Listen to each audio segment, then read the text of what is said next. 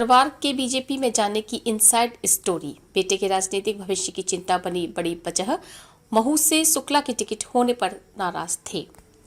इंदौर के महू से कांग्रेस के कद्दावर नेता अंतर सिंह दरबार शुक्रवार को बीजेपी में शामिल हो गए।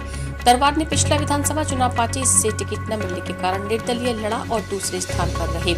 इसके बाद से ही दरबार बीजेपी के बड़े नेताओं के संपर्क में बने हुए थे।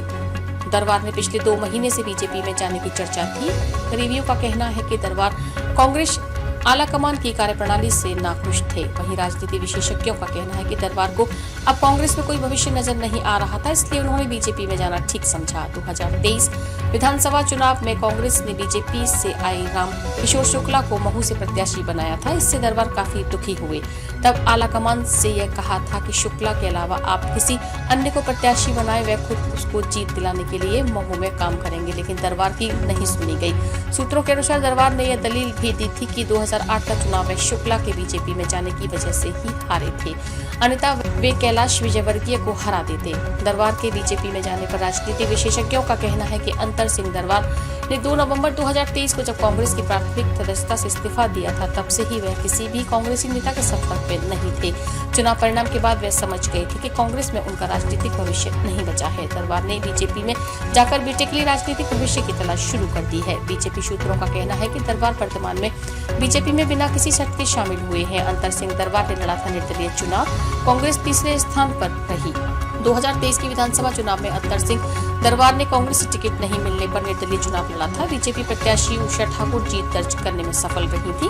दरबार दूसरे नंबर पर थे, वहीं कांग्रेस के राम किशोर शुक्ला तीसरे नंबर पर आए थे। उषा ठाकुर को 1,02,989 वोट, दरबार को 68,597 और कांग्रेस के राम किशोर शुक्ला को 29,144 वोट मिले थे।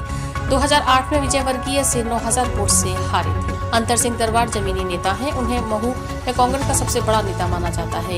इसका अंदाजा इसी बात से लगाया जा सकता है कि 2023 में विधानसभा चुनाव में उमा लहर में कांग्रेस का सूपड़ा साफ हो गया था, लेकिन तब भी दरबार ने जीत दर्ज कर हैट्रिक लगाई थी। बीजेपी ने दरबार को हराने के लिए 2008 के चुनाव में महू से कैलाश विजयवर्गीय को मैदान में उतारा था। 2008 में महू सबसे हॉट सीट बन गई थी। इस चुनाव में दरबार का वोट प्रतिशत 44.4% रहा। 2023 की विधानसभा चुनाव में निर्दलीय लड़ने के बावजूद उनका वोट प्रतिशत 31.37 रहा। विशेषज्ञों का कहना है कि बिना पार्टी सिंबल के 10 से ज्यादा वोट प्रतिशत हासिल करना किसी भी नेता के लिए एक बड़ी बात है।